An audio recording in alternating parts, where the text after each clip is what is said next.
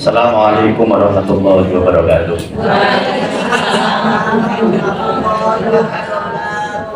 Bismillahirrahmanirrahim. Alhamdulillahirabbil alamin wa bihi nasta'inu ala umuri dunya waddin. Allahumma shalli wa sallim wa barik ala sayyidina wa habibina wa syafi'ina wa qurrati a'yunina wa maulana Muhammadin wa ala alihi wa sahbihi ajma'in amma ba'd. Mbok poso niki. Nah, poso-poso bahas reproduksi. Sudah bertelur semua? Reproduksi. Perempuan itu kalau pas lahir gitu ya. Perempuan itu bedanya perempuan sama laki-laki ya. Kalau perempuan itu waktu lahir itu sudah punya kurang lebih 1 triliun telur. Jadi iwak kalah kalian jenengan lahir itu telurnya langsung banyak. Nanti setiap bulan mati berapa miliar sampai pas akhir balik perempuan itu memiliki kurang lebih ratusan juta telur. Baru nanti setelah setiap bulan sekali ada 1 telur yang matang. Jadi cuma 1 telur toh yang matang. Nek loro itu anaknya kembar. Nah itu nanti beda dengan laki-laki. Nek laki-laki enggak, spermanya dibuat setiap saat. Habis ya karena bahasnya reproduksi, ini bahasanya bahasa rada hangat, penanget ini mengadem gitu. Ya biar hangat. Kalau laki-laki setelah ejakulasi keluar ya sudah habis spermanya buat lagi, itu kalau laki-laki. Nah kalau perempuan sejak lahir itu jadi putrane jenengan itu sudah bersatu dengan jenengan sejak jenengan bayi. Putrane jenengan itu. Makanya anak itu tidak mungkin tidak surganya di bawah telapak kaki ibunya. Karena saat jani itu sudah bersama ibunya sejak ibunya bayi. Nah yang sering lalu anak-anak timbul masalah jadi problematika itu ketika ibunya misalnya jenengan, ampun jenengan itu katanya wong bahagia kabeh dulu. Wong bahagia, ahli surga wong bahagia. Jadi wong swarga niku cirine ning donya pun kita di swarga wong ahli surga itu di dunia udah kelihatan. Kalau bahagia di dunia senyum, banyak senyum, raine ora jumpel-umpel ya. Iku pas ahli surga. Sebab nanti itu Allah nanyanya begini waktu neng akhirat. Mustamir piye dhisik ning donya. Wah enak ya Allah, saya di dunia sangat hidup saya senang, bahagia saya. Wah lebih surga kan? Berarti kamu bersyukur katanya. Lah kok ditakoni jawabnya ngene, piye Mustamir dhisik ning donya? Susah kok. Urip lo susah ya, mulai rezeki angel, bojo nakal, anak nakal niku. Ora syukur wis mlebu neraka. Enggak syukur sama saya niku. Lane iki ketoke madrasah ibu ya. Nggih. Bae rada saya kira itu kayak ngaji biasa gitu kok. Makanya kok kemarin ibu kok nanya apa ada materinya, enggak materi apa? Saya kira ya ceramah kayak saya ceramah di masjid itu. Makanya saya nggak nyiapin materi, udah besok saya langsung ngobrol aja. Nah jadi kalau seorang anak misalnya dibully ya, ini karena nanti ini saya akan cerita banyak tentang pengalaman saya praktek di dalam pengobatan. Saya nggak akan cerita anatomi indung telur, wis dewe-dewe kalau usah dibantu. Anatomi rahim malah lor aduh. Ceritanya aneh. Kalau nah saya malah nggak punya ya. Jadi kalau anak misalnya umur 6 tahun sama orang tuanya dibully begini, bocah kok orang pintar kayak Mbak Yuni. Ketika bandingin kayak gitu, anak tadi itu kan yang duwe telur di dalam. Telurnya itu ya denger loh kayak gitu. Makanya nanti pengaruhnya bukan hanya di ibunya, cucunya juga nanti begitu, jadi nggak pede. Mulanya hati-hati, banding-banding kayak lagu Jawa dibanding-banding murah banding-banding kayak anak itu biarlah kalau dia calon mawar, biarlah tumbuh jadi mawar. Kalau dia calon melati, biarlah tumbuh jadi melati. Kalau dia calon Kamboja, ya biarlah jadi bunga Kamboja. Orang tua itu jangan membanding-bandingkan anak satu dengan yang lain. Itu sebenarnya sangat buruk, bukan hanya buruk, sangat buruk. Nanti pengaruhnya besar, termasuk ke reproduksi. Jadi sebenarnya problem-problem reproduksi kalau kita lihat, nah saya ini jadi pengobat, kalau ini tukang pijet nih, tukang pijet, tukang bekam yang sudah pernah bekam ke Masjid Agung Jawa Tengah ya punya saya. Nah di Masjid Agung Jawa Tengah ini, saya itu sudah jadi pengobat ini di Masjid Agung itu sudah 15 tahun. Kalau jadi pengobatnya wis 18 tahun sejak 2006 saya lulus dari kedokteran Undip. Terus saya sekolah akupunktur, bekam, herbal itu di Jogja selama 2 tahun lalu praktek. Jadi jadinya kalau tukang pijet nih. Lo kalau ajari cara pijet reproduksi. Nanti saya ajari ada satu titik penting kalau untuk problem-problem reproduksi. Tapi sebelum ke sana saya akan cerita tentang beberapa hal. Saya nggak akan cerita secara medis yang membuat problem infertilitas. Ya infertilitas itu susah punya keturunan. Itu sebabnya apa sih? Apa hormon apa? Sebabnya apa? Infeksi kandungan apa-apa? Saya nggak akan cerita itu. Karena itu jauh lebih tidak penting daripada cerita saya nanti. Saya itu ada pasien sudah menikah kurang lebih ya sering lah ya. Ini saya kasih satu contoh aja, 7 tahun. Ustaz, saya sudah 7 tahun belum punya keturunan, Ustaz. Ini primbon, padahal saya diperiksa di dokter hormonnya bagus, nggak ada kista, nggak ada miom, hormonnya bagus, nggak ada sumbatan di tuba Fallopi ya, nggak ada sumbatan. Tapi kok kayak susah punya keturunan. Nah lalu saya obati. Nah, kalau niku ngobati ini tidak harus dengan obat, mengobatinya dengan doa. Tetapi sebelum saya doakan itu dia cerita. Nah ini hal-hal kayak gini penting, ini terutama ini udah ibu semua, kenapa Derek? Udah semuanya semua. Nenek. Berarti pun menepal sih.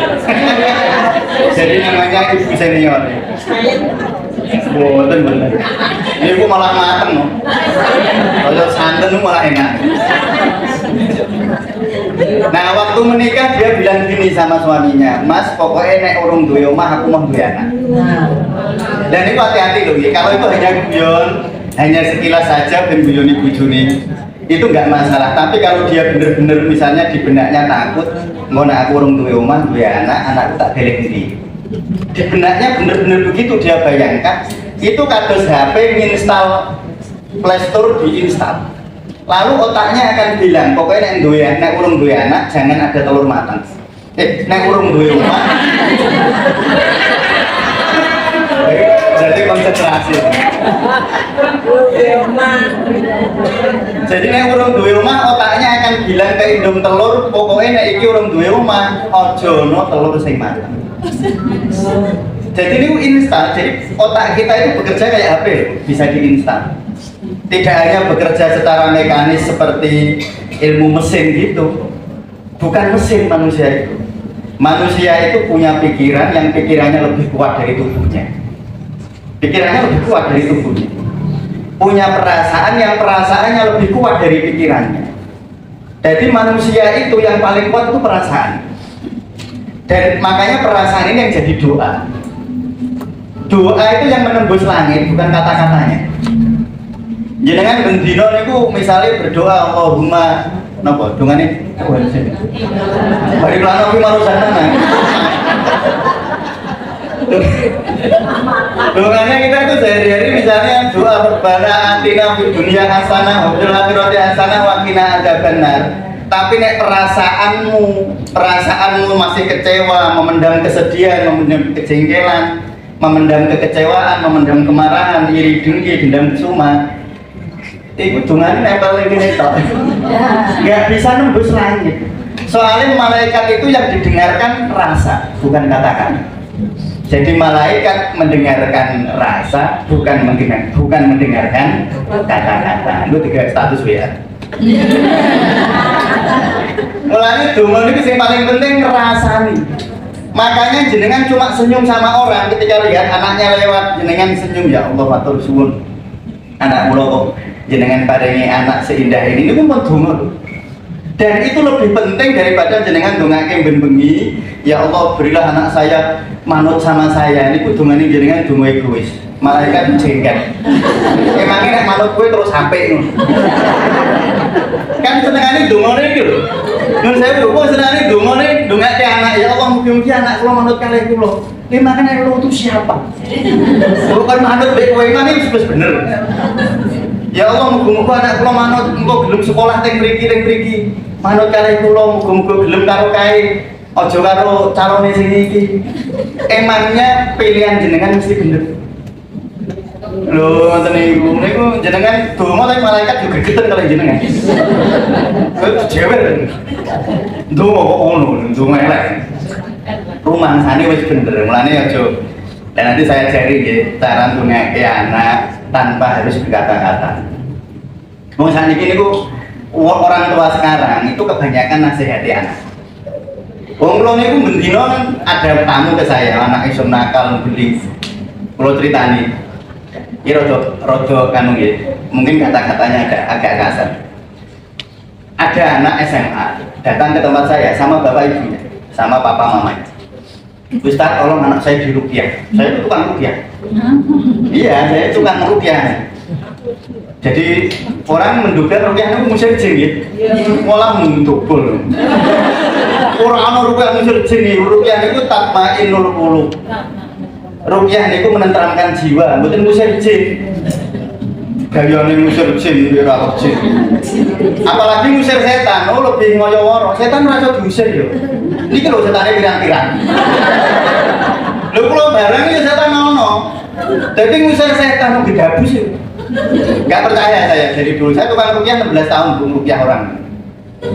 Ada anak-anak datang ke saya sama.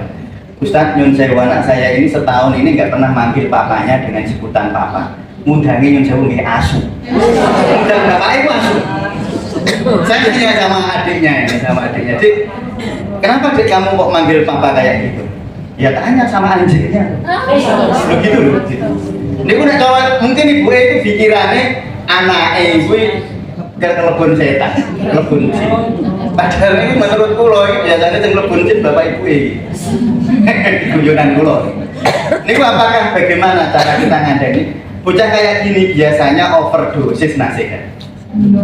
Nang omah dinasihati bapaknya, ibunya, nang sekolahan dinasihati gurunya. Engko bocah kok dikandani angel, tak gowo ning bae, sing ngandani bae. Dikandani angel gowo ning Pak Dini. Engko wis mentok gowo ning gone kula. Setan iki kon musir. Boten. Niku ora usah dikandani bocah ngoten niku. Jenengan vibrasikan energi doa kepada anak. Energi doa sederhananya ya, caranya ngandani anak. Tanpa harus nasihat. Kalau dia tidur, Bu, jenengan tidur di sebelahnya. Lalu nafasnya dia kan kalau tidur kan nafasnya kelihatan ya. Kembang, embis. Jenengan tirukan nafasnya. Ditirukin nafasnya, kembang, embis. Jadi frekuensinya disamakan. Kan kita sering ngomong jenengan, kita kayaknya sudah frekuensinya sudah sama ya, ngerti? Iya, sering ngomong tetap jenengan. Ngerti maksudnya, Bro?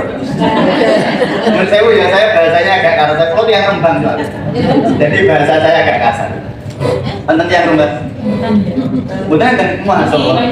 Banyak ya. Oh rembang Bu, ya. Makanya ngobrol ya. Kali bosok omam sih. Saya bulan bapak. Nah kalau jenengan nafasnya disamakan dengan anak, namanya kita menyamakan frekuensi pernapasan.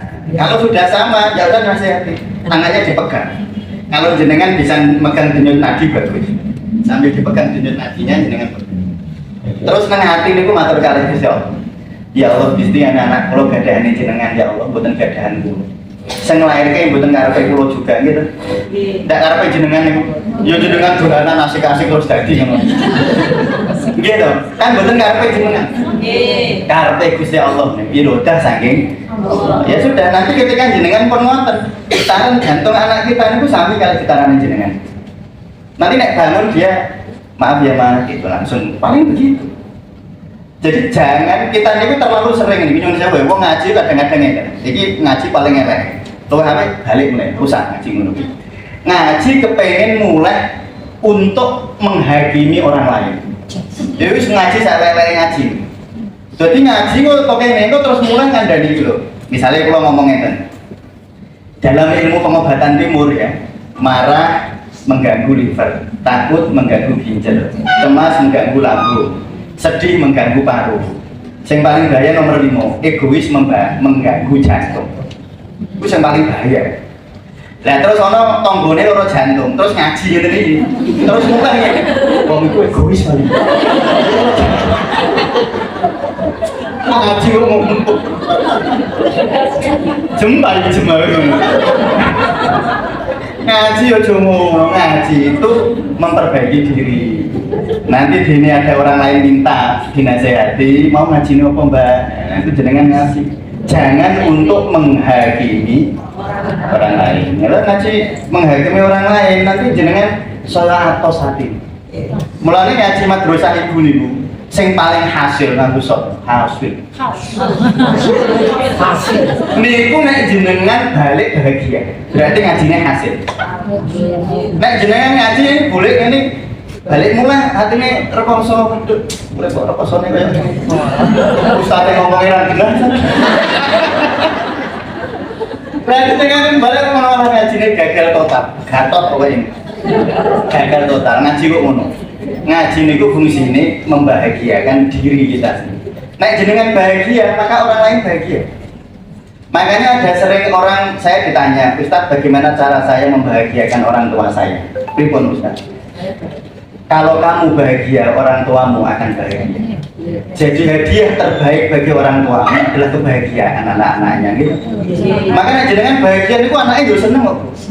Gini betul, ya balik ngaji bahagia senyum terus ngocok ya Allah Gusti.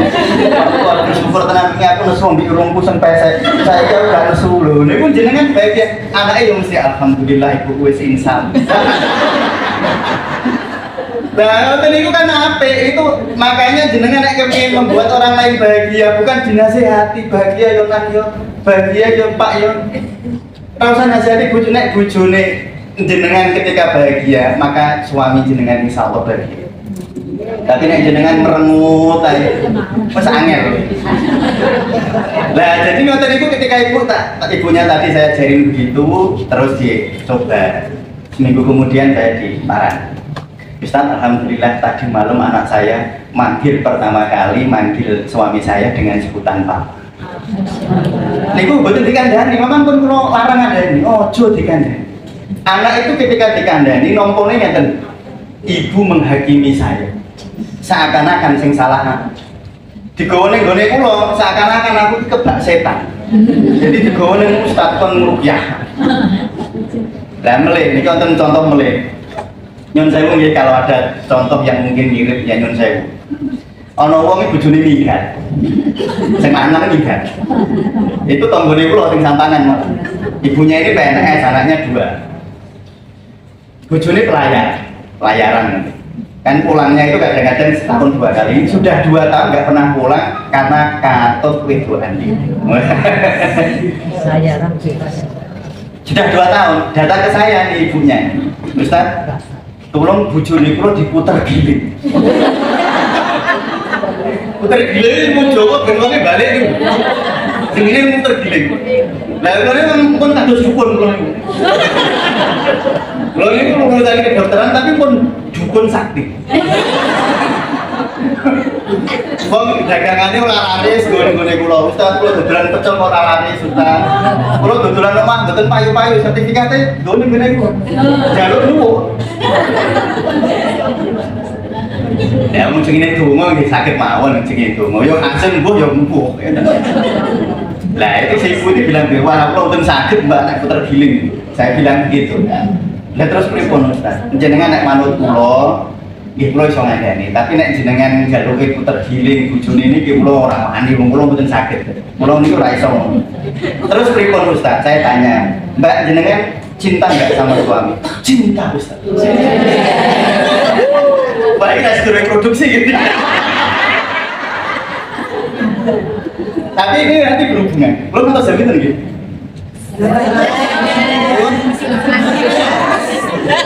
Sopong-sopong kan ngomong suwe-suwe. Nah, ngeten Mbak, kalau jenengan cinta kepada suami, nek donga ampun ngeten. Ya Allah, buatlah suami saya sadar lalu kembali kepada saya. Itu donga egois. Berarti jenengan orang cinta kepada suami, sebenarnya jenengan cinta kepada diri sendiri. Jadi nek dongake ngeten, muga-muga dimanapun suami saya berada dia bahagia ya. Bahagia itu bukan seneng loh, itu seneng bahagia. Gitu. Orang itu ketika bahagia pasti dia berbuat baik. Makanya kejahatan itu anak kandung penderitaan. Uang itu hampir jahat mesti menderita. Bukan menderita dulu, bukan jahat dulu baru menderita, enggak. Dia itu menderita dulu baru jahat. Misalnya saya ini menderita karena wedi ora mangan, wedi ora ini, kok golek gelangi jenengan. Coba tak cikuk. Kalau saya melihat, saya menderita dulu, baru saya berbuat jahat. Mulanya jenengan nek dijahati wong, itu jenengan kudune saksi. Dia ini mesti menderita, nggak mungkin enggak. Jadi orang itu jahat karena dia menderita. Makanya dia jahat. Bukan jahat lalu menderita, betul. Menderita dulu baru jahat. Makanya cara membuat orang baik itu tidak dinasehati tapi buat dia bahagia. Enggak mesti sampai orang bahagia. Jangan pas bahagia itu jadi lomon. Iya. Jadi loman, wong guyu, wong kebelah. Tapi jangan pas orang bahagia, ana wong guyu dikira ngece, apa wong guyu. Ana wong menengae, wong kok menengae terus. Pokoknya wong anggere bahagia niku. Orang kalau menderita ndelok wong sak terus, Bu. Iya lho, Bu. Mulane jenengan nate disehati, Bu. Nate jenengan pernah? Pernah. Jahati pernah? Ora ngakumu. Rumangsane wong ya ora. Mulane kita itu lebih sering merasa dijahati. Kita itu mungkin sering hanya merasa dijahati. Padahal sing jahati itu karepe ora ngono. Ya, cuma kadang-kadang kita itu terlalu sering merasa. Makanya masalah itu sebenarnya seringkali dari dalam diri kita sendiri. Wes kumben utane. Ojo saiki kedua-dua iki. Ora situ reproduksi. Lalu saya dungane ngaten nggih, Mbak. Terus saya cara mendoakan ngeten. Niki cara nek jenengan rumus ruhaniah ngeten nggih. Surganya anak di bawah telapak kaki, surganya ibu pada keriduan, surganya suami pada kesolehan anak-anak. Niki nek lingkaran di rumah tangga nih. Jadi di rumah tangga kan ibu, bapak, anak. Surganya anak di bawah telapak kaki ibu, surganya ibu pada keriduan suami, surganya suami pada solehnya anak.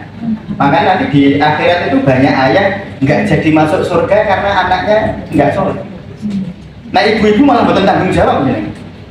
Anak-anak saya tanggung jawab saya. Jadi nek anak-anak saya itu nggak soleh itu bapaknya kok orang situ mlebu swarga padahal ustaz. Nah itu akhirnya ibu mau keluar dari ngeten satu nek badung sholat fardu Fatihah ke garwane sih.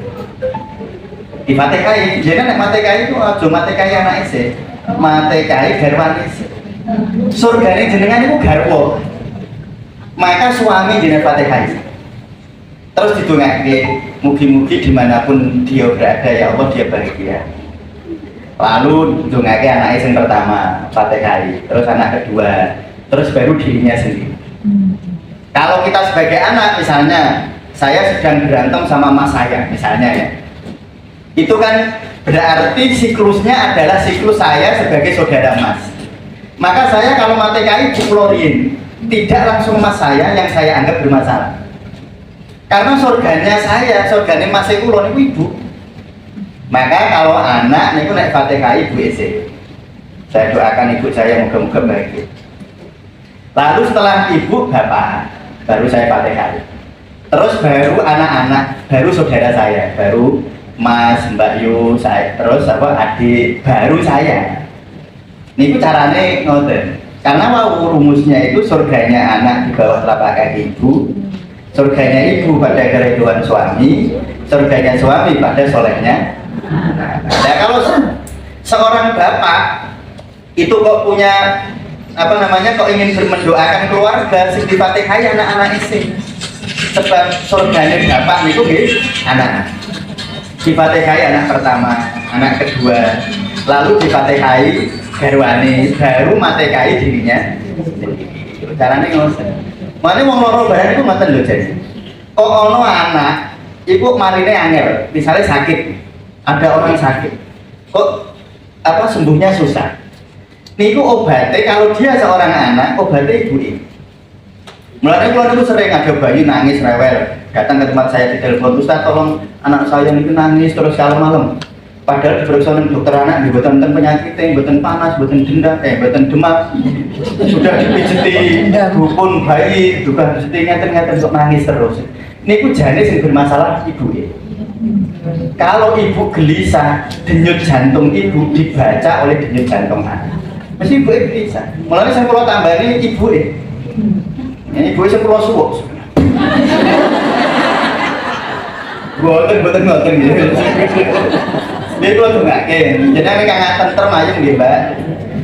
Kalau punya masalah di kantor, ya jangan terima dulu masalahnya. Nek jangan buatan terima saake putrani. Nah nanti anggri gue saya malah digendong kok. Menang. Wong anak itu mendengarkan denyut jantung ibunya. Makanya denyut jantung jenengan itu mempengaruhi anak, terutama sampai dia akil balik. Maka kalau anak-anak itu bermasalah, jenengan harus memperbaiki denyut jantung jenengan. Bukan memperbaiki nasihati anak boten. Kalau jenengan punya anak SD kelas 6, kok bocah kok ini, kita kok bocah kok ora beres. Niku bukan dengan cara jenengan menasihati anak. Niku jenengan caranya jenengan mengubah denyut jantung. Lah mengubah denyut jantung niku caranya ya. Jenengan kan wow, tabarusan ini. Iya. Wis khatam pimpinan iki ping loro berarti. Luar biasa. Malah urung khatam. Lah jenengan itu caranya nek jadi misalnya maos Fatihah nggih. Maos Fatihah itu caranya dua. Caranya ngene. Sing pertama jenengan waqaf di setiap ayat. Bismillahirrahmanirrahim waqaf. Alhamdulillahirabbil alamin waqaf. Ar-Rahmanirrahim waqaf. Maliki yaumiddin waqaf. Iyyaka na'budu wa iyyaka nasta'in waqaf.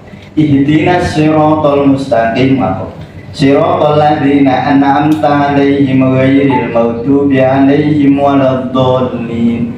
Waqaf setiap ayat. Itu jenengan melatih saraf simpatis. Saraf simpatis ini saraf gasnya tubuh kita. Kalau saraf simpatis terlalu kenceng, itu nanti denyut jantung jenengan kacau, jeduk kacau. Kalau kacau, nanti anak mendengar denyut jantung jenengan, dia kacau juga. Kalau jenengan baca Fatihahnya cara kedua, diwakoke sesuai. Nah jenengan mas Fatihah itu kan ada hukum-hukum wasol wakoke. Nah misalnya Bismillahirrahmanirrahim kan leren, gak ada lam alif. Alhamdulillahirabbil alamin arrahmanirrahim maliki yaumiddin. Nah, karena alhamdulillahirabbil alamin itu wonten lam alif. Boleh terus diwasolke. Arrahmanirrahim lam alif. Diwasolke. Maliki yaumiddin. Nah, terus iyyaka na'budu wa iyyaka nasta'in. Ya ada lam alif. Leren. Ihdinas siratal mustaqim siratal ladzina an'amta 'alaihim ghairil maghdubi 'alaihim waladdallin. Amin. Lah niku jenengan melatih saraf parasimpatis, melatih remnya jantung. Makanya saya sering kepada pasien-pasien itu pelajari, Bu nek wungu setelah sholat subuh, jangan hanya senam jantung ya penting. Tetapi cara ruhaniyah menjaga jantung itu kan baca Fatihah dengan cara diwakofke setiap ayat 7 kali, membaca Fatihah diwasolke sesuai dengan tanda wakof wasol 7 kali. Berarti nek esok jenengan pun ngelatih rem dan gasnya jantung. Lah, engko nek reme misalnya orang remnya nggak pernah dilatih, gasnya nggak pernah dilatih. Nek gasnya kekencengan babal-babal wong reme orang latih. Tapi kalau remnya kekencengan, gasnya orang fungsi, lah endi. Maka gas dan rem ini harus dilatih. Niku menghindari orang meninggal mendadak. Niku caranya ngoten. Orang kadang-kadang niku olahraga, tapi tidak memenuhi SOP-nya olahraga. Ini kadang-kadang malah meninggal mendadak waktu olahraga. Kan nonton ya artis nopo sinten nih, pas bulu tangkis meninggal. Ada orang sepak bola meninggal. Kan kita di benak kita itu, wah olahraga kan sehat. Ternyata olahraganya hanya melatih saraf simpatisnya, tetapi tidak melatih saraf parasimpatis. Hanya melatih gasnya tapi rimer atau dicek. Oh, ndelalah babel-babel. Nah, ketika dia, makanya maos Fatihah, maos Al-Quran itu manfaatnya luar biasa. Contoh nih, anak-anak niku kan sekarang itu kita cari anak yang gak amandel niku susah jadi. Sedikit banyak niku anak-anak nek dia melet, apa kita lihat ini amandelnya sedikit banyak dia ada problem. Ya ada yang parah, ada yang enggak. Mencari anak yang nganu itu susah. Padahal cara memperbaiki mriki niku ngeten. Kan nonton hukum idhar. Man amanah. Jadi huruf idhar a, kho, a, go, ha. Niku huruf idhar. Ketika jenengan mau idhar tenanan niku kholak kita. Kholak itu maksudnya tenggorokan sehat. Mulane seneng seneng nggih. Yang sering radang tenggorokan niku obatnya yo maca Quran. Membaca Quran itu luar biasa. Misalnya huruf H, ya huruf H itu mempengaruhi jantung. Jadi jenengan tak mau ihdinas siratal mustaqim. Iku kadang-kadang klirune ngeten kok nang kene. Jadi makna jul huruf paling jelu niku H. Jadi ihdinas siratal niku mempengaruhi jantung. Akan menyehatkan jantung. Jadi jenengan Allah itu menyehatkan jantung. Ada huruf H di akhirnya. Lalu lam itu sangat menyehatkan jantung. Lam. Makanya afdholul zikri fa'lamu annahu la ilaha illallah itu menyehatkan jantung. Lamnya akeh. La ilaha illallah. Wis lame wis akeh ana huruf H. Niku menyehatkan jantung. Kenapa huruf lam niku melibatkan lidah? Kalau sekarang di barat ada senam jantung itu bukan hanya senam nyun sewu ya, senam lansia, senam jantung itu enggak. Senam jantung itu menggerakkan lidah. Jadi kalau jangan pengen jantungnya sehat, ini salah satu caranya begini. Ojo diguyu ya.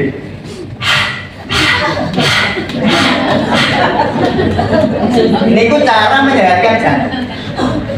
Jadi lidah niku gerakan lidah yang sering digerakkan lidah ya, itu akan mencegah serangan jantung. Jenengan mulane mau la ilaha illallah niku sing tenanan. Sing misale yang sewu. Misalnya seneng tahlilan niki sing seneng mawon, sing boten nggih boten apa.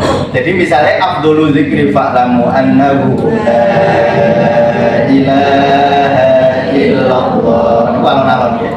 La ilaha illallah.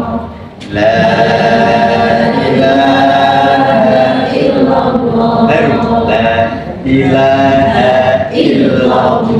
Semakin cepat la ilaha illallah. La ilaha. Itu saya cepat langsung baru lambat baru berhenti. Kalau langsung cepat misalnya la ilaha illallah cepat itu resiko ke jantung. Makanya membaca la ilaha illallah itu lambat cepat terus lambat. Kayak orang olahraga itu sangat menyehatkan jantung. Mulanya cara melihat kesehatan jantung bisa dilihat lewat lidah. Jadi kalau niku nek pasien kula niku nek tenggone kula mesti kula kan melet. Mulane HP-ne kula niku isine foto lidahe wong. Bendino dipelet titian. Dan memang bendino nggih moto kilat niku. Jadi lidah niku gambaran lidah kita itu tampak di ujung lidah. Jadi ujung lidah itu kalau warnanya pucat atau warnanya menghitam itu berarti ada problematika di jantung kan. Di sini ilat toh. Semuanya. Ilat itu macam-macam ternyata itu. Nah, secara rohaninya cara menyehatkan jantung di maus Quran itu. Apalagi kan ini yang masalah reproduksi ya. Reproduksi ini kan. Guna, bacaan guna qul a'udzu birabbin nas malikin nas ilahin nas. Satu sisi dia menyehatkan sistem pernafasan atas kita, mencegah ispa. Bacaan guna. Bacaan guna di lain sisi dia menghasilkan namanya NO, nitrit oksid. Nah, nitrit oksid ini pengaruh ke reproduksi besar. Nitrit oksid ini. Kalau bagi laki-laki yang kurang jantan, kudu seneng maca guna. Jadi cara guna niku maca Quran guna niku secara reproduksi untuk laki-laki meningkatkan ereksi. Jadi bojone sing kurang jantan kok tidak ngaji. Ngajine banyak membaca guna. Bagi perempuan nanti memperbaiki kontraksi rahim. Jadi yang men kesediaan atau men kadang-kadang kalau mau men itu sakit dulu, baru merasakan sakit, metune sidik-sidik baru jebrol, gitu baru wah rasanya sakit. Ini salah satu cara mencegah men sakit itu dengan bacaan guna. Nah, saya pesan ini pas Ramadan, kalau pas di jamaah ngeten iki tentu memiliki target itu baik. Jadi kita target ya khatam Quran. Nang masjid misalnya, oh masjid ini harus khatam Quran sekian kali, baik. Karena fungsinya siar, fungsinya tarbiyah, ngajari. Tapi kalau jenengan baca Quran untuk pribadi, misalnya saya kalau di masjid ya di masjid, ikutin targetnya masjid harus sekian. Tetapi saya selalu meluangkan waktu untuk membaca Quran tidak ada targetnya. Dibaca alon-alon, tartilan, tartil. Niku insya Allah manfaatnya besar sekali. Gitu wow. Itu manfaat dari sisi orang-orang artinya lah ini. Jadi misalnya harokat fathah niku mempengaruhi jantung, harokat kasroh mempengaruhi otak, harokat dhammah membuat jenengan dicintai oleh semesta. Jadi kalau saya baca Bismillahirrahmanirrahim ya mat arif disukun kasroh Alhamdulillahirabbil alamin kan kasroh ya. Itu Fatihah yang dibaca secara tartil akan menyehatkan otak. Maka kalau ada orang problem hormonal dalam sisi reproduksi, misalnya hormonnya terjadi kekacauan misalnya. Niku caranya ini karena otak nanti yang akan mempengaruhi hormon di sistem reproduksinya.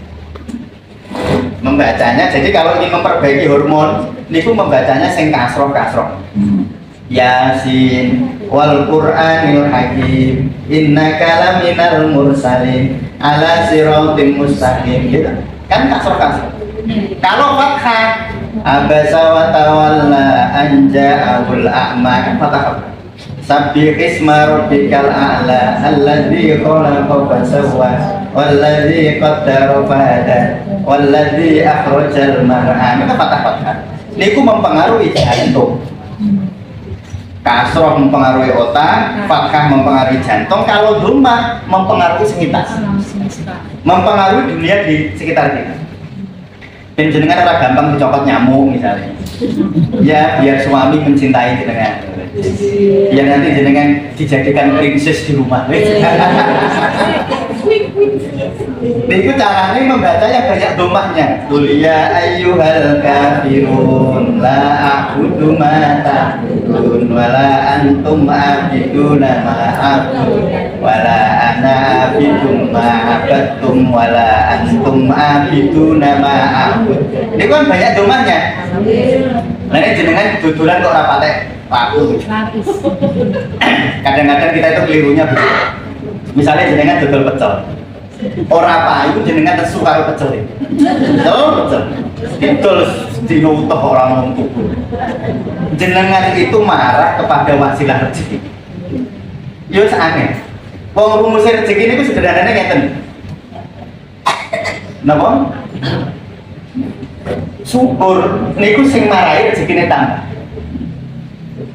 Kalau kufur niku rezekine angel. La in sakartum la azidannakum wa la in kafartum inna adzabi lasyadid. Syukur niku maksudnya matur nuwun. Syukur niku matur nuwun. Dan matur nuwun itu harus tulus. Ketika jenengan tidak tulus, maka orang sido matur nuwun itu jenenge kufur. Makanya misalnya ada nasihat ngeten, mbok sedekah. Engkau bener rezekimu akeh. Nah, kalau sedekah itu basisnya, pondasinya karena kufur, ya ora sido rezekine akeh. Maksudnya ngeten. Aku tak sedekah rezekiku kurang. Gitu. Aku tak sedekah karena rezekiku kurang. Itu berarti sampean merasa kurang, berarti sampean kufur. Ya sedekahe orang mandi. Karena sedekah niku iso nambahi rezeki nek pondasinya rasa syukur. Jadi pondasinya bukan aku yuk diwenehi rezeki Gusti Allah 100.000 matur nuwun nggih ya Allah niki tanda matur nuwun kula sedekah kiriman. Jadi pondasinya rasa syukur.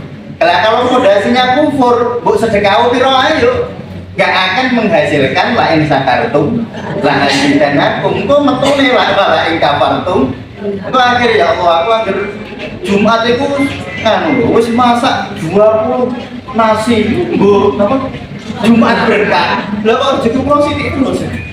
Sebab ambil sedekah mikir sesuk muga-muga entuk rezeki, muga-muga dihalus Allah. Berarti jenengan pondasinya itu pun kufur kan. Rasa kurang itulah doa sebenarnya.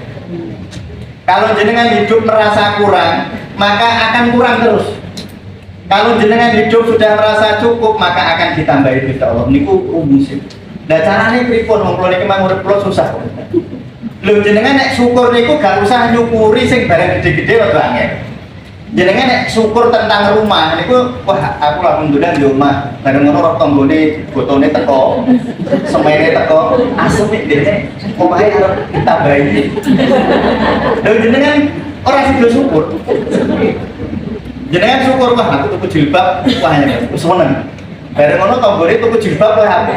Yo nesu jenengan. Maka cara bersyukur niku paling sederhana. Nek agama itu ngajarin ngene. Jenengan nek wungu, sare terus wungu dungane priwe? Alhamdulillahilladzi ahyana ba'dama mensyukuri urip. Tarikan nafas, hembuskan, tarikan nafas, hembuskan. Itu kalau jangan mensyukuri, maka jenengan nanti sehari itu hidupnya akan penuh keberkahan saking Gusti Allah. Nah, mulai nafas itu penting. Ini salah satu cara menjaga kesehatan reproduksi ya. Menawi sakit jenengan itu latihan nafas 5 detik tarik nafas 5 detik hembuskan nafas. Jadi tarik nafasnya 5 detik. Hembuskan nafas 5 detik. Itu akan menyeimbangkan saraf-saraf otonom termasuk saraf-saraf di sistem reproduksi kita. Jadi misalnya ada orang menstruasinya agak kacau atau karena dia KB itu jadi terjadi kekacauan. Jadi wong KB itu kan memang kadang-kadang ada side effect-nya, ada efek samping yang tidak nyaman. Ini ku cara memperbaikinya niku atau jenengan tarik nafas 2 detik. La ilaha illallah. Niku fungsinya bukan hanya ini loh, bukan hanya buat saraf otonom, tetapi mengurangi gula. Jadi cara mengurangi gula itu, dan ini mumpung poso ya, jadi kalau kandang. Tapi insya Allah ini kita wajah-wajah sing ora elek. Cara ini poso, pun bener. Soalnya jam sak ini tekan gini. Paling buruk kebiasaan di bulan Ramadan itu adalah tidur setelah subuh. Iku nanti jenengan poso kudune gulane medun malah munggah. Poso kudune triglyceride mudhun malah munggah. Poso kudune kolesterol medun malah munggah. Poso kudune berat badannya mudhun malah. Itu karena paling sering penyebabnya karena tidur 2 jam setelah sahur. Sahur kan jam 4 misalnya, jenengan sahur. Lalu jenengan subuh jam 5. Terus jenengan sare nganti jam 8. Berarti jenengan tidur 2 jam setelah sahur. Lah kok bisa Ustaz? Kalau orang habis makan sahur, sahur nopo jenengan? Nasi, teh ayam, teh manis.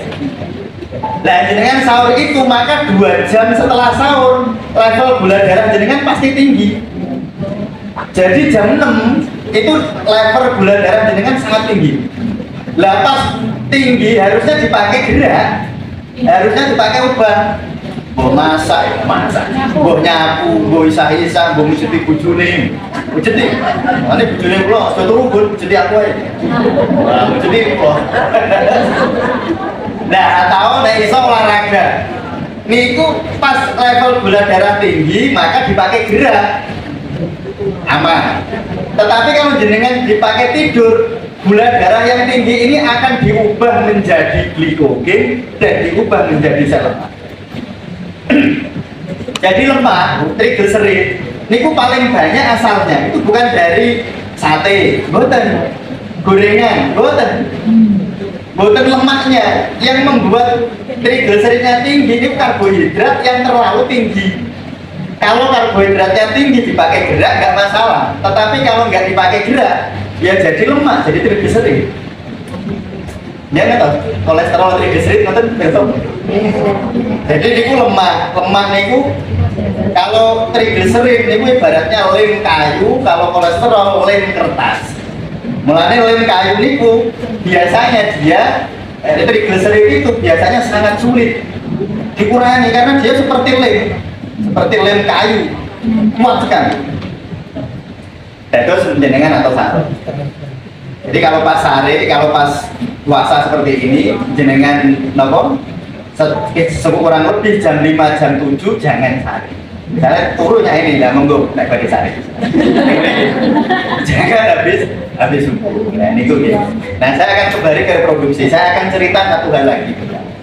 Karena sekarang yang sering dicemaskan oleh orang itu kanker payudara, kanker rahim, itu paling dicemaskan. Kalau ini gadah pasien kalau ceritanya, nyuwun sewu vaginanya membusuk, dikasih antibiotik oleh dokter sudah bertahun-tahun belum mati. Lalu rumangsane dekne kuwi terjadi problem seperti ini karena bojone. Napa? Selingkuhane bojone. Jadi nyuwun sewu garwane itu mbak ini itu menikah sudah 9 tahun. Usianya 33 tahun. Bojone niku selingkuh hampir tahun niku selingkuh. Kowe selingkuh ping 9. Kan 9 tahun. Jadi apalnya dan yang hamil 3. Jadi selingkuhnya ora selingkuh biasa nih. Itu selingkuh nih bukan hanya selingkuh saya hello di WA toh. Tapi yo selingkuh sampai di kamar. Nah, si mbak ini ketika dia merasakan kemarahan yang terpendam itu bisa menyebabkan problem seperti ini. Makanya waktu itu saya bilang begini, Mbak, jenengan nek jaluk talak, jenengan nek rapak sini ya, rapak itu wedok jaluk talak. Niku jenengan secara syariat itu. Nek jenengan kepengen ora talak lalu jenengan ingin melanjutkan pernikahan harus diterima sepenuh-penuhnya suaminya.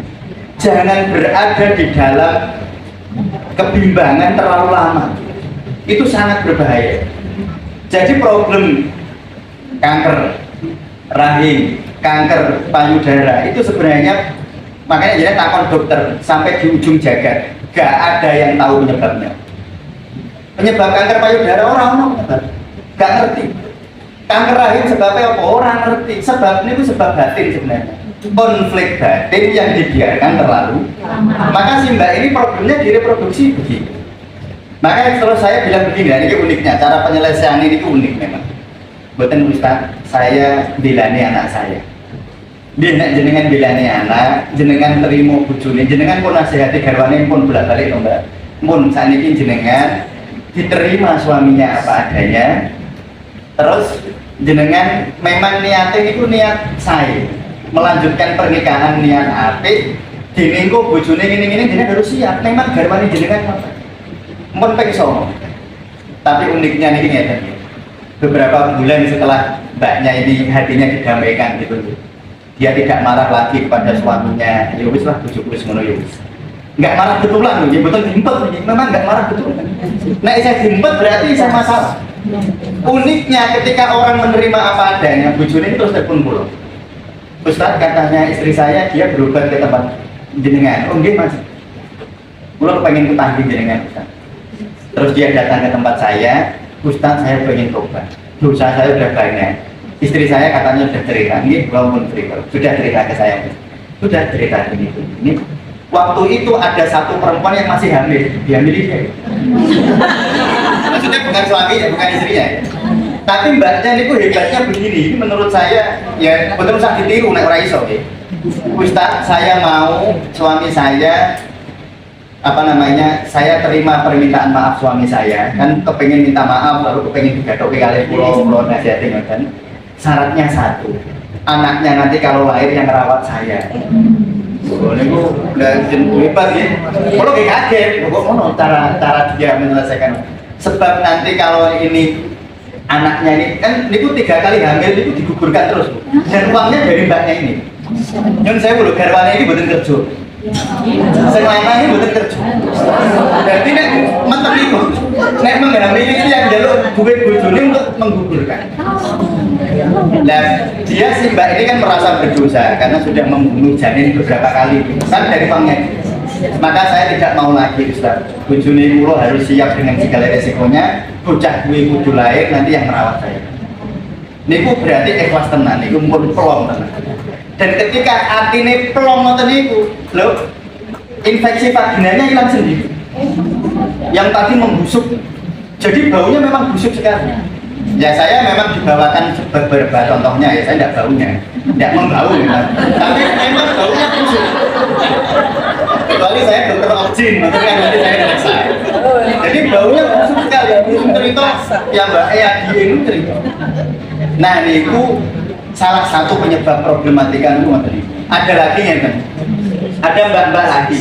Ini problem infantilitas itu sebenarnya paling banyak. Kalau zaman sekarang itu bukan problem hormon, berarti problem infeksi. Paling banyak problem psikologis. Jadi misalnya ada mbak-mbak 5 tahun ini sudah menikah, datang ke tempat saya, Ustadz saya disantet mertua saya, makanya saya nggak bisa hamil. Jangan kok kerja mbak, wah pulang pun takon Ustadz semerukyah pulau. Jadi ini senggawe ini ku mertua pulau. Memang mertua saya Ustadz itu sejak menikah saya nggak merestui saya menikah sama suami saya. Sehingga dulu pernah ngomong sama suami saya, kowe nikah mbek kuwi ora bakal bahagia. Dipasutke apa disumpahin oleh, makanya ketika dia setahun belum hamil, 2 tahun belum hamil, 3 tahun belum hamil, dia terus merasa ini goro-goro dungane mertua. Lah terus ning dukunnya terus dia cerita, biasanya dukun kan ya senggawe iku wong sing cedhak. Biasanya ngomongnya ngomong dulu kenapa ngomongannya dukun. Nah niku kita kalau berpikir seperti itu buruk. Makanya waktu itu saya bilang begini, Mbak, garwane jenengan itu cinta mboten kalian jenengan? Oh cinta Ustaz.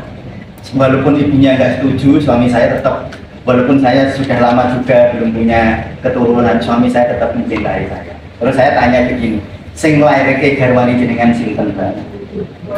Nggih mertua kula. Mangke jenengan matur nuwun nggih kalih murus sepahe. Tak kon kula kan matur nuwun. Nanti kalau habis sholat, jenengan baca Fatihah untuk suaminya, lalu jenengan baca Fatihah untuk telur yang ada di dalam perut jenengan. Ya karena sudah ada telurnya. Perempuan itu punya telur. Makanya jenengan dongake itu tidak harus sudah lahir. Belum lahir jenengan dongake. Wong wis kene. Terus jenengan dongake jenengan bar kuwi mate kae mara sepuh ampun didongake muga-muga insaf ampun. Iku jenengan iso egois lho, Mbak. Saya bilang begitu. Karena orang tua itu dulu nggak setuju, mungkin punya alasan yang kita nggak tahu. Makanya jenengan ngomong muga-muga orang tua saya sadar, itu kan kita merasa kita seakan-akan sudah benar. Makanya jenengan dongake, mboten dongake. Jenengan matur kalih Allah, ya Allah Gusti, kula matur suwun kalih ibu kula yang sudah melahirkan suami saya yang mencintai saya. Jadi kula kon maca Fatihah, kula kon matur nuwun kalih ibuke kepada mertuanya tadi. 2 bulan kula ditelepon. Ustaz, kalau niki telat minggu didongake nggih Ustaz, nggih Mbak. Ya hamil. Jadi kadang-kadang sihir niku mboten sihir, Bu. Sihir niku jenengan merasa tersihir, mulane jenengan kesihir. Kula niku pun apal ngobati tiyang niku pun puluhan tahun kula. Kalau orang sakit merasa disantet jadi sihir wis marine angel. Sampai ujung dengan angel. Karena dia merasa penyebabnya di luar. Dan kalau penyebabnya di sana kan dia tidak bisa kendalikan, dia akan gelisah terus. Ini mau dukun di dina yo, ini mau dukun di dina yo, menunggu mau di dina, dia akan cemas. Dan kecemasan inilah sebenarnya sihir hakiki yang menyihir dirinya. Jadi orang itu sebenarnya bukan disihir oleh orang lain, dia menyihir dirinya sendiri. Makanya jenis penyakit ain itu bukan ainnya yang membuat penyakit, tetapi persepsi dia terhadap ainnya orang. Jadi misalnya jenengan kula pelilinya. Terus jenengan merasa Pak Mustamir wong kok ngono sih. Jenengan atine ora enak, padahal saya ngeten iku karena blogone lah. Tapi jenengan atine ora enak. Berarti itu kena penyakit lain bukan karena orang lain, karena diri kita sendiri itu paling baik. Dan setiap orang sudah sadar begitu, wes arep mari. Kulo pun hafal. Kulo itu gadah emas ya. Emas saya itu kanker usus besar stadium akhir, pol-polan. Secara kedokteran itu seorang mati. Jadi ini karek waktu niku di kemoterapi tahun 2009. Di kemoterapi langsung masuk ICU 2 minggu, nggak kuat di kemo. Terus dokter bilang ke Mas, bilang ke saya, ini Mas sudah sebetulnya usah digawan gini ke rumah sakit ya paling dikasih obat penghilang rasa sakit, nggak sakit. Sudah dibuat anus buatan di sini. Usianya tinggal 2 bulan. Mas saya itu setelah 2 bulan, setiap minggu dia telepon saya, Dek, iso ning Tuban, rumahnya Tuban. Iya Mas. Dia bilang begini, Dek, wong mati memang, wong urip memang dunia yo kapan-kapan mati, Dek. Iya Mas. Yo aku nek mati ora apa-apa, Dek, aku wis ikhlas, saya sudah siap. Engko nek aku mati titip ponakanmu, kan ponakan saya masih kecil-kecil waktu itu. Oh iya Mas. Nganu Mas. Aku wis siap tenan. Kalau sebelumnya Mas saya sangat menolak, rasa sakitnya itu ditolak. Saya nggak mau sakit, saya nggak mau sakit, saya nggak mau mati. Lalu aku naik wedi mati, cepat mati. Nah Mas saya, itu wedi mati hilang pun. Iya, ya aku tidak ya. Iya Mas. Pas 2 bulan itu ternyata udah mati. Kalau ditelepon, Ijroel lagi sih paling. Aku orang mati, saya setuju. Guyon kali kulo setiap minggu memang telepon ulo guyon. Karena guyon kali baru ini kulo ini kan masih ipar nih. Nek guyon kali baru ini kulo maling angin sudah guyon. Baju saya mesti akan malah ronto-ronto gitu. Jadi telepon aku loh bulan, sing iso tak jawab kowe tok Dik. Nah, terus angger minggu telepon saya, urung situ Dik. Jadi angger minggu urung situ Dik. Terus Mas saya niku tingginya 165, beratnya waktu sakit 30 kilo. Dia cuma balung kok gini. Lah, selama 4 bulan beratnya naik 2 kilo. 4 bulan, pas sudah mati. 8 bulan naik 4 kilo, jadi 34. Terus aku ini wis melok nyurungi Mbak Yumu galon. Kuat. Aku tolong diterke meneh teng taman itu teng Dokter Sutomo kan rumahnya. Saya antar ke sana. Oleh dokter, gini kan? Ya mau jangan ngomong terus, bisa gue pecah. Dia pakai kok bisa kan? Dan masih sudah bisa jalan sendiri, sudah kulitnya sudah agak berisi kan 4 kilo lumayan.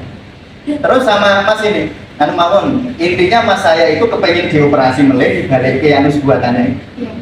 Ya karena saya makin sehat tuh. Dokternya buatan wantor, buatan saya nggak berani.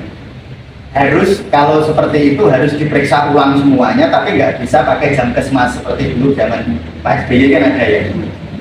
Terus 4 bulan setahun setelah Mas saya operasi, makin beratnya makin banyak, makin segar, makin sehat. Terus saya ditelepon Mbak Ayu. Jadi aku ngedol kalung paling saya juga. Ngedol kalung, Masmu terke meneh, pokoknya periksa ke, ini gue duit saya juga. Mbak Ayu saya ngedol kalung nih. Terus saya ke Dokter Sutomo mau periksa sama Mas saya. Pakai umum, langsung. Ternyata tumor ganas itu jadi tumor jinak. Terus dibalikin Mas saya sehat, hidup sampai 2023 meninggal bukan karena kankernya. Jadi setelah itu beliau hidup sampai 13 tahun, meninggal bukan karena problem kankernya, tapi problem paru-paru. Dan Mas saya memang pun sepuh, jadi jaraknya sama Mbak itu 15 tahun. Jadi memang agak jauh, selisihnya. Jadi ketika orang itu menerima apa adanya, ini obat paling penting. Mulai jenengan nek loro niku jangan melawan sakit, ditompong nggih ya Allah gula kula 300. Misalnya gulanya 300. Lah kita itu kan kadang-kadang merasa ketika gula naik itu kayak dunia kiamat. Masa wong kok amputasi piye, kok ngene piye, macam-macam pikirane jenengan lalu menolak batin. Moh padahal itu wis kelakon kok dimoi. Ya kan wis 300. Emoh kan orang iso ngurangi omong. Padahal Bu, jangan tahu nggak orang di Indonesia yang kena diabetes itu 30 juta. Koncone pirang-pirang. Jadi bukan usah khawatir teman-teman. Yang boleh tombol tapi rasa. Koyo dunia kiamat, koncone pinten Bu? 30 juta. Ini Indonesia ya. Jadi mboten usah khawatir. Mboten usah khawatir teman-teman, golek kita tombo. Tetapi ketika mencari pengobatan itu dasarnya, pondasinya adalah penerimaan terhadap takdirnya Allah. Memang saiki aku gitu. Nah itu ketika jenengan bisa menerima obat itu problemnya gampang. Tapi ketika jenengan gelisah, lambung fungsinya menurun, obat itu tidak bisa bereaksi di dalam tubuh ini bukan jenengan gelisah. Misalnya jenengan hipertensi, yo tetap diobati, tapi rasa khawatir teman-teman. Kemarin WHO itu merilis ya, di dunia itu orang 30 sampai 70 tahun yang kena hipertensi itu 1,28 miliar orang. Mulanya jenengan nek tensine munggah atau saya ke misalnya 90, niku koncone pirang-pirang. Ora usah dibedeni banget. Kita tuh kadang-kadang melompatnya kabun. Engko nek gagal ginjal piye? Engko nek nganu piye? Ya tetap digoleki tambahane tetapi dasarnya penerimaan. Justru kalau jenengan menerima tensi ini medun piyambak. Cara nurunin tensi ini paling sederhana nih. Niki sederhana ya. Tarik nafas, hembuskan lebih panjang daripada tarikan nafasnya. Jadi kalau tarik nafasnya 1 detik, menghembuskannya lebih panjang. Hembuskan, tarik nafas lagi, hembuskan. Selalu jangan tahan nafas. Jadi setelah 3 kali, boleh lewat mulut, boleh lewat hidung, panjang ya, mengeluarkannya yang panjang. Terus tahan nafas. Tahan nafas sekuatnya. Jadi orang itu sebenarnya ngeten deh, kalau harus pelajari hal penting ini sebenarnya. Tadi awal tuh mau saya ajari ini dulu, malah kurang bilik tadi. Sabar kita ini. Sesuai. Ada namanya BUL. BUL itu BOLT.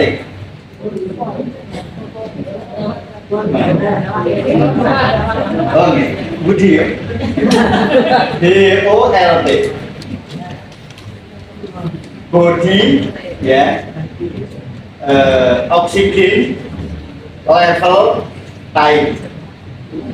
Ini adalah kekuatan kita menahan nafas. Semakin panjang jenengan menahan nafas, kekebalan tubuh jenengan berarti makin baik. Nah, tunggu HP nih. Silakan timernya dibuka, timer HP. Nanti hasilnya tidak usah diceritain koncone ya. Engko nek hasilnya elek iku koncone gede-gede. Kowe kok anak ngono. Nanti ini rahasia. Jenengan misalnya duwe garwa pilek. Duwe anak pilek kan harus tetap dipeluk. Ben ora ketularan carane kula jen. Ben nek anak kita misalnya pilek berat, terus jenengan kadang-kadang wedi nek ketularan ya. Apalagi zaman Covid. Kerja anak sing pilek wedi. Repot niku padahal anaknya kok berarti kasih sayang orang tua. Jadi caranya 3 kali tarik nafas, 3 kali nafas ya. Jadi tarik nafas 3 kali, cara ngitung ya. Disadari 3 kali, senyaman jenengan, terus tahan nafas. Kekuatannya pinter jenengan tahan nafas, coba. Kalau saya kekuatan saya tahan nafas antara 50 detik sampai 90 detik. Nah, coba jenengan tarik nafas 3 kali ya, saya nganuin. Sudah, timernya sudah. Yang udah kurang udah mau paham. Yang sudah ya. Ya, bismillahirrahmanirrahim. Tarik nafas. Hembuskan. Tarik nafas. Hembuskan. Lagi, tarik nafas. Hembuskan. Tahan. Berapa detik kekuatan ini?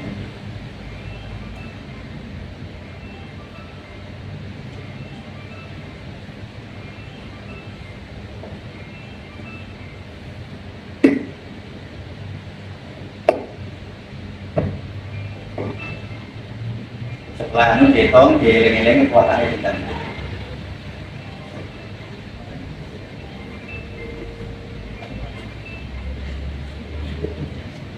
Nah, kalau kurang dari 10 detik, jenengan nahan itu kurang dari 10 detik. Ini orang yang kekebalan tubuhnya sedang sangat rendah. Saat itu jenengan ojo cegak-cegak wong loro. Jenengan gampang ketularan. Ya sistem imun ini ngecek secara sederhana ya. Orang perlu ngecek ke rumah sakit, ngecek imunoglobulin loh, serausan. Ini cara sederhana. Ini resiko berat terkena penyakit. Resiko berat. Berarti jalan kudu latihan kalau kudu maca Quran terus. Karena Al-Quran itu melatih pernafasan. Al-Quran itu. Soalnya kalau ngajari ya, Yun Sewu saya itu peneliti pengobatan Ibu Nabawi dan pengobatan Al-Quran. Saya banyak mahasiswa itu disertasi teliti efeknya ini begini, efeknya ini begini. Sehingga jamaah zikir saya itu, kalau zikir saya pasangi oximeter. Kalau orang zikir nadinya harus melambat. Kalau jenengan zikir nadinya cepat, zikir keliru. Jadi orang berzikir itu nadinya harus melambat. Karena dia makin tenang harusnya. Zikir itu tatmainul qulub. Kalau hatinya nggak tenang, nadinya cepat malah. Lo zikir kok nadinya cepat? Oh berarti zikir keliru. Itu termasuk detak jantung. Ya termasuk, kan nadi itu kan denyut jantung. Nah, niku harus melambat. Bukan lambat ya, melambat. Jadi misalnya sebelum zikir 80 kali, waktu zikir ya harus 70 kali. Kalau sebelum zikir, waktu zikir sebelum zikir 80, habis zikir 90, zikirnya keliru. Ngertos ya, oximeter ngertos ya. Dipasang di mriki nanti bisa lihat saturasi oksigen, saturasi. Nah, kalau antara 20 sampai 3 antara 10 sampai 20 detik resiko sedang. Resiko sedang jenengan, jadi kekebalan tubuhnya sedang agak turun. 10 sampai 20 detik. 20 sampai 30 detik ya, itu resiko ringan. Nah, kalau lebih dari 30 detik aman. Aman. Jadi colong gendong putune, menggadah wayang. Nah, gendong putune pilek aman. Boten ketularan mangke. Boten kuat. Nah, jadi misalnya ngoten. Jadi cara ngeceknya ngoten. Makanya saya setiap ketemu pasien, saya kalau mendino kan ketemu wong loro. Dan saya nggak tahu loh orangnya sakit apa. Kan wong cerita atau nggak cerita. Misalnya ada orang HIV ya nggak cerita ke saya. Ada orang hepatitis ya nggak cerita ke saya, kan izin kadang-kadang ada penyakit tertentu. Kalau niku naik pon bareng cek, ya kalau terus saya cek dulu full saya. Kalau saya, saya mau turun ya misalnya biasanya niku 50, misalnya 50 detik, kok saya agak turun, maka saya akan baca Fatihah seperti tadi. Saya melatih pernafasan, saya baca Fatihah pelan-pelan, nanti saya cek lagi kalau sudah naik, nah berarti sudah. Nah ini caranya ya. Nah terus full namanya body oxygen level time ya. Jadi waktu jarak waktu kekuatan kita menahan nafas. Jadi nek jenengan menahan nafasnya kurang dari 10 detik, jenengan harus berlatih. Atau kalau kita ya membaca Al-Quran secara tartil dilatih sing tenanan. Nanti insya Allah dia akan level ininya bloodnya akan naik. Jadi caranya ngoten nggih, cara sederhana loh, ngecek sistem imun ya. Ini sistem imun ya, sistem kekebalan tubuh kita. Pas kuat nopo ora. Atau jenengan misalnya pas kroso pilek, misalnya anak kula niku kalau wingi niku sakit flu itu kurang lebih 4 hari. Itu memang flu yang menurut saya berat ya, karena flu-nya itu tidak seperti flu yang sederhana, jadi bumpet betul. Jadi selama 3 malam dia itu mulutnya harus terbuka untuk nafas. Jadi memang bumpet. Bojone kula lebih khawatir. Nah saya kan juga sebagai ayah kan tetap kudu gendong. Kudu tak gendong anak saya itu usia terakhir itu usia anak saya terakhir itu usianya 4 tahun. Jadi bojone kula niku nglairke anak kula sing terakhir umur 40. Memang kalau pekson, itu jangan nek. Soalnya kalau itu kalau pengen lanang. Nah, aku nek untuk nek dia jangan. Yudi ngoni, dia tetap kira. Ternyata lanang beneran.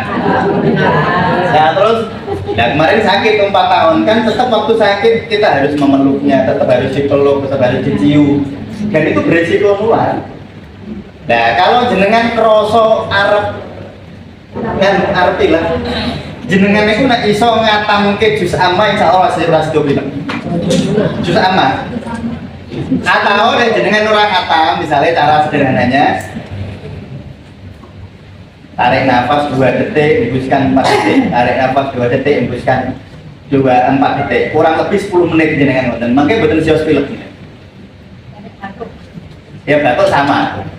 Nah, batuk niku oh iya nanti ada sesi pertanyaan gitu. Oh ada. Ini kalau balik ini materinya. Jadi tadi ada kasus seperti itu. Gitu.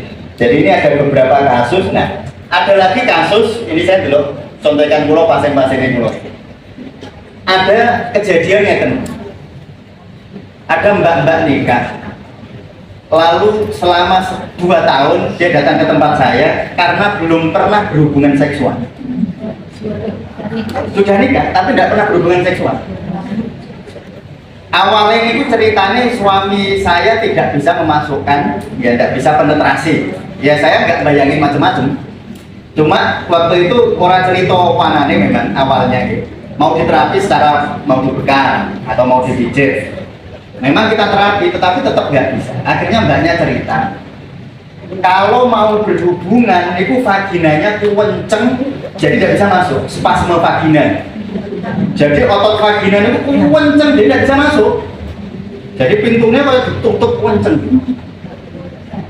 Nah ini makanya 2 tahun nggak pernah berhubungan seksual. Nah ini bukan problem sederhana, bukan problem fisik pasti, ini problem psikologis. Ternyata itu mbaknya cerita, bahkan suaminya nggak diceritain, yang ceritain saya. Waktu SMP Ustaz, saya diperkosa oleh 5 orang.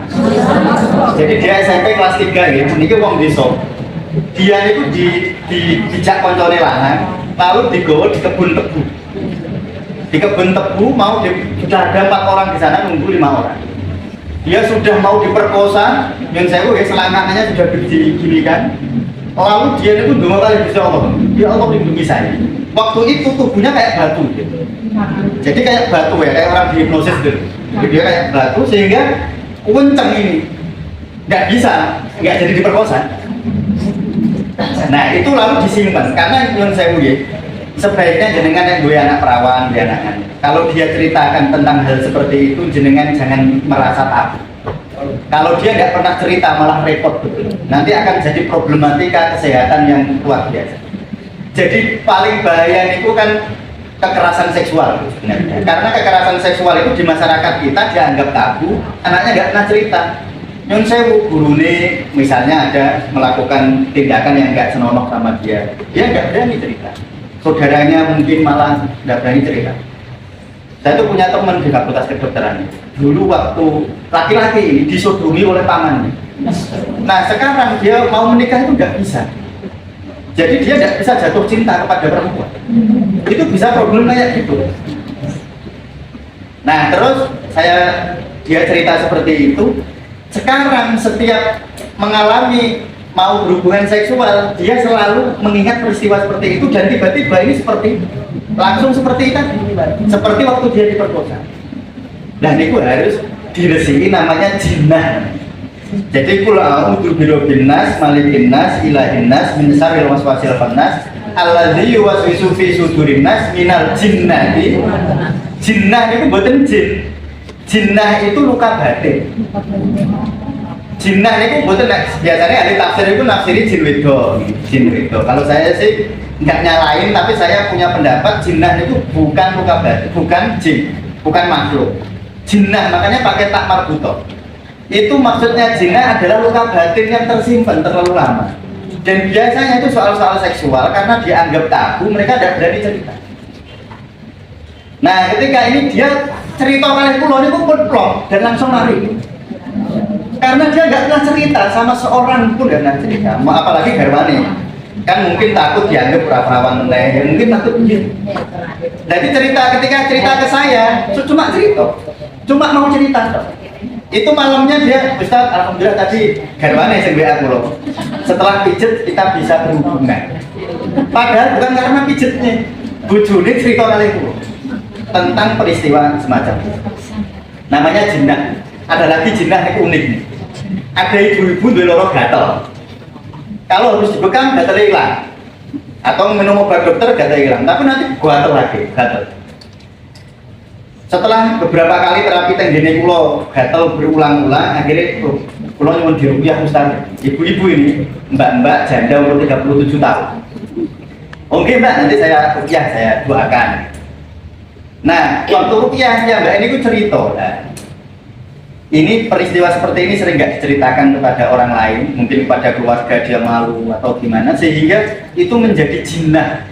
Jinnah itu sesuatu di balik sana, namanya jinnah atau bawah sadar mungkin kalau sekarang ya orang memaknainya itu dengan terminologinya bawah sadar. Saya itu menikah, dia itu menikah umur 31 saya Ustaz. Terus 5 tahun menikah sama suami saya cerai. Sekarang saya sendiri, jadi janda.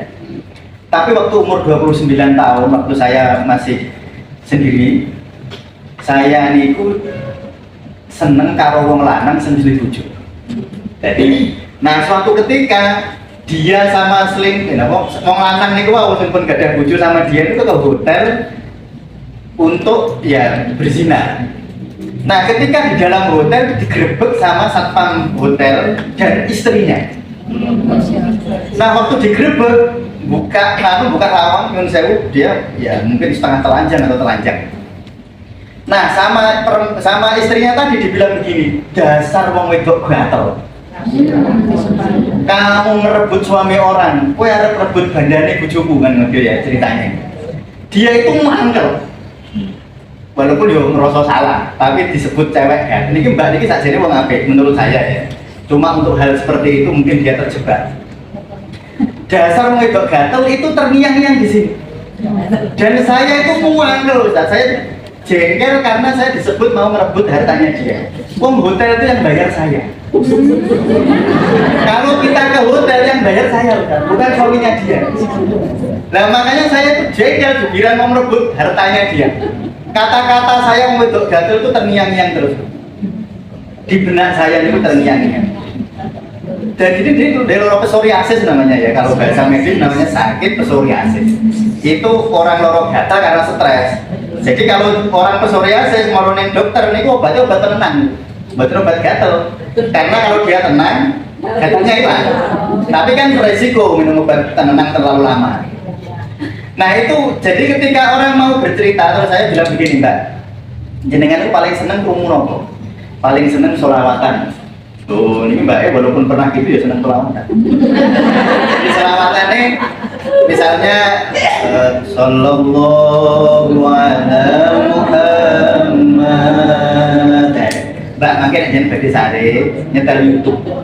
Jenengan pakai headset sing apik, tugas sing apik biar suaranya bagus.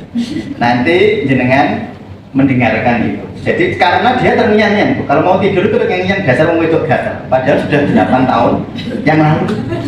Dan ketika sudah berkali-kali mendengarkan suara dihayati betul sholawat, dihayati betul. Kalau mendengarkan apa? Memang saya anjurkan kalau mau tidur mendengarkan sholawat atau mendengarkan tartil Quran. Nah, nanti telinganya ketika sudah mendengar gitu, memori suara wong wedok gatel nanti terdesak. Nah ketika ini udah gatelnya ya hilang. Saat ini pun duwe bojo masih tenggene kula. Nah niku namanya jinnah. Namanya jinnah. Jadi problem penyakit karena memori masa lalu. Namanya jinnah. Makanya itu saya pesen ke jenengan, jangan membuat jinnah ke anak cucu. Jenengan hina waktu dia kecil, bijine elek jenengan ya maksudnya terus dibanding-bandingkan itu akan menjadi jinnah dan akan sangat buruk bagi kehidupan anak kita. Ada lagi ini jinnah, ada ibu-ibu loro watuk, Bu watuk itu lama sudah periksa di 7 rumah sakit, wis di ronsen 7 dokter paru, nggak ada penyakitnya. Jadi sudah ke Sultan Agung, dokter parunya ini bersih, nggak ada radang paru, nggak ada gitu. Sudah, akhirnya bekam di tempat saya. Akhirnya berbekam mari, baru itu batok meneh. Berbekam mari, batok meneh. Akhirnya dapat uang rupiah. Biasanya wong nek bingung itu, ini banyak itu kalau setanin di rupiah. Lalu jeruk di rupiah. Nah, waktu rupiah cerita. Ngeten Ustaz, saya niku sajane mangkel kali ibu almarhum. Beliau meninggal 2 tahun yang lalu. Beliau meninggal karena stroke yang merawat saya. Jadi ini yang Semarang, yang merawat saya sampai saya meninggalkan suami saya, maksudnya betul meninggalkan dalam arti cerai nih. Saya pamit suami dan anak-anak tetap di rumah, saya nemani ibu saya di rumah karena adik saya 3 laki-laki di luar kota semua. Jadi dia hidup selama setahun dengan ibunya itu, dengan dalam tanda petik mengorbankan keluarga. Adalah keluarganya ikhlas. Ya tidak apa-apa bu. Nah waktu dia itu kan sing nyewoi piyambake jenenge yang stroke yang tidak bisa gerak gitu, sing dulan sing macam-macam. Nah beberapa bulan sebelum seto ini ibu yang dikongen nganu undang ke notaris. Aku harus gawe wasiat. Memang jadi golek gawe wasiatnya gitu. Engko nek aku mati omah iki didol. Terus dibagi nang adimu lanang 3 bae kowe aja njaluk.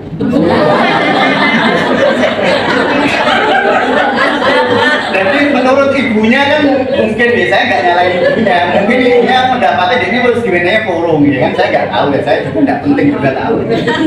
Jadi mulut itu jengkel Ustaz. Uang saya ngerawat aku, saya bulan aku bareng golek surat wasiatku ngomong, omah iki didol, engko bagi adikmu 3 kowe aja njaluk. Tapi ibu kula gerah tapi kula pendem.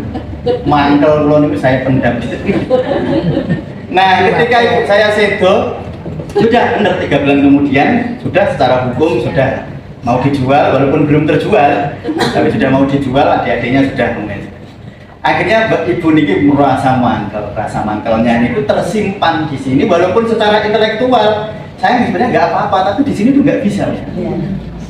Nah niku, jadi perasaan tidak bisa dikalahkan oleh pikiran. Dan ini pentingnya berobat, misalnya terapi rupiah ini bukan untuk musir jin, tetapi memperbaiki perasaan, bukan musir jin. Bon, lo terus ngeten. Bu ini kan bantal. Anggap aja nih bu jenengan. Misalnya bu jenengan ini saya sugeng dengar penjenengan protes jenengan dulu. Wah protes tenang.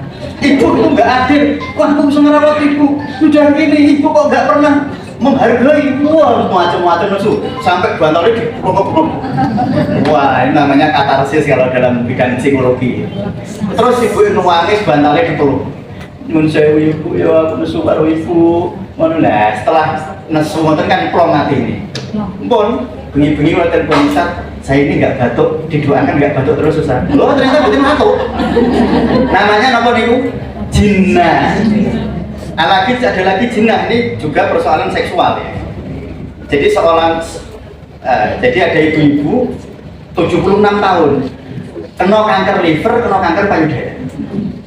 Jadi kanker liver, kanker payudara ini berat. Ini orang Jepara, dia ke Semarang ke Karyadi lalu ikut saudaranya. Saya diminta saudaranya untuk meruqyah karena waktu itu niku sikil ngeten terus. Jadi kakinya itu begini, buatan sakitnya kan. Jadi kakinya itu ngeten terus, nekuk terus. Di ronsen diperiksa oleh dokter gak noloroni. Kenapa kok begini terus? Makanya aneh menurut anak-anaknya. Terus kan rupiah, boleh dukun, ketemunya dukun mustamid. Terus saya datang ke tempat saudaranya tadi. Lah ibunya niku bu, jenengan kali bapak niku bahagia bu jenengan ketoke. Memang suaminya itu sangat perhatian sekali nih. Bapak ketoke ngancani jenengan terus Ustaz, alhamdulillah. Walaupun dulu sebenarnya saya itu nggak senang sama dia Ustaz. Lah pripun bu ceritanya? Nah ibunya cerita. Dia itu menikah umur 9 tahun. Iya orang zaman dulu 9 tahun. Bude saya nikah umur 8 tahun. Ibu saya nikah umur 12. Ibu saya nih, dua anak umur 16. Ibu saya nih, umur 9 tahun. Saya nggak mau sebenarnya waktu itu Ustaz. Tetapi saya dipukuli oleh bapak saya sampai pulau delik yang kandang wedus itu pulau ngeten. Sampai ngeten itu yang kandang wedus. Nah, rasa sakit hati kepada bapak digitukan itu lalu terbawa oleh ibunya ini ketika sepuh, ketika banyak stresnya kan gerak itu mesti stres, banyak macam-macam masalah. Stres masa lalunya muncul ke permukaan. Jadi ini kan. Terus saat ini bapak jenengan terus jengkel kali bapak nggih. Jane niku kula kok pengen mboten jengkel, tapi nek kula eling niku awak kula kok ora enak. Nek kula eling peristiwa itu tuh saya enggak enak. Mohon ngeten mawon. Misale jenengan ketemu bapak, jenengan badhe matur pripun.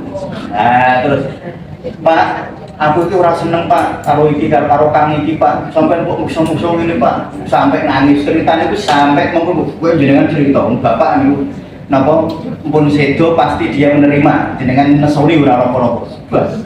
Nah ketika dia mau mengeluarkan jenis-jenis semua jenis emosinya ini ujug-ujug nyata. Terus betul sakit obat, namanya jinah. Dan jinah itu juga bisa ditanam waktu dia di dalam kandungan. Nah, kalau ada pasien, anak mahasiswa, UIN, Wali Songo sana, bocah UIN terayu, lemah lembut, bocah itu dhuwur, semampai, lembut sekali anaknya. Jadi kalau bicara itu kita nggak menduga kalau anak ini bisa kasar. Nah, waktu itu datang ke saya karena sering kena dendam di bawah ibunya, karena sering kali ini tuh ATM-nya nol karena dia sering ditipu orang, digendam. Nah, terus transfer duitnya 3 kali. Terus si anak ini datang sama ibunya ke tempat saya. Saya tanya, nah, berapa menit lagi itu? 10 menit. Ya, masih lama. Masih lama. Masih lama. Nah, datang ke tempat saya, gitu. Datang ke tempat saya, dia kalau tambahnya ya ternyata. Lalu si anak ini kalau naik nambahin tiang itu kalau sok-sok kalau ngeten, coba bayangkan wajah ibunya dia.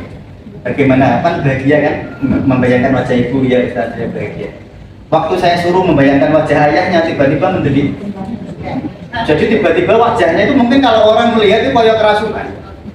Coba bayangkan wajah ayah itu gini. Enggak mau.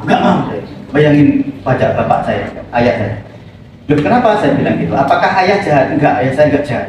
Kalau orang lain itu misalnya 1,5 juta jatah bulanan di kampus itu saya dikasih ayah 3 juta. Tapi saya nggak seneng sama ayah. Jadi kalau ketemu ayah terus gimana dia? Mau saya bunuh ayah saya. Saya kaget, oh anaknya lemah lembut gitu. Tiba-tiba dia bisa bilang begitu mau membunuh ayahnya kan? Sudah intinya itu sudah selesai, sudah sessionnya sudah selesai. Beberapa hari ibunya datang ke tempat saya, ibunya sendirian cerita ke saya, Ustaz perlu gede cerita. Anak saya itu memang suami saya itu baik, orangnya bertanggung jawab Ustaz. Anak saya itu juga bingung, sejak lama dia mengapa tidak bisa dekat sama ayah. Bu, kenapa saya nggak bisa dekat sama ayah? Kenapa saya kok onone mangkel di ayah? Padahal ayahnya baik. Terus ibunya cerita, begini Ustaz, waktu saya hamil 4 bulan, saya ditendang oleh suami saya. Ditendang, diinjak, lalu dia pergi ke Jakarta bareng pembantu saya. Dari sini aku selingkuh sama pembantunya, lalu hidup di Jakarta. Baru 2 tahun pulang setelah itu. Dan setelah itu memang jadi orang baik.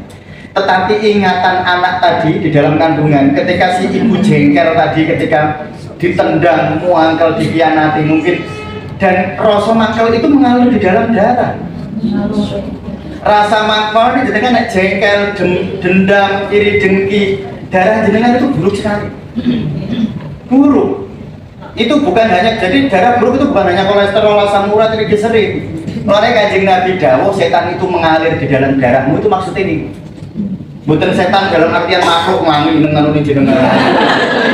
Maksudnya emosi, sifat kemarahan itu yang mengalir di dalam tubuh kita. Makanya tadi marah mempengaruhi liver, takut mempengaruhi ginjal, sedih mempengaruhi paru. Makanya ada ilmu semacam itu. Dan itu memang sangat betul.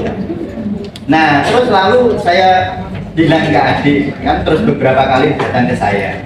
Jadi saya sudah tahu masalahnya. Itu gini, bagaimana cara membersihkannya? Ubah darahnya. Dengan cara apa? Mengubah air minumnya. Dengan air minum doanya ibu dan bapaknya. Jadi jenengan gini, esok, ya misalnya kan jenengan. Jadi wong tua niku kudu seneng, jangan hanya memberi materi. Jangan hanya memberi uang, tapi juga memberi doa. Dan memberi doa itu sangat baik lewat air putih. Air putihnya jenengan doakan menjadi saksi doa. Jadi nek esok misalnya kados wau nggih, nek kados subuh mate kai anak, mate kai bojo, mate kai lalu air putihnya suruh minum anak. Jadi nanti air ini adalah air doa. Nanti lama-lama darahnya kan berganti. Nggih, darah yang sing kotor-kotor hilang pergi diganti dengan air baru yang lebih berkah, dengan air baru yang lebih baik.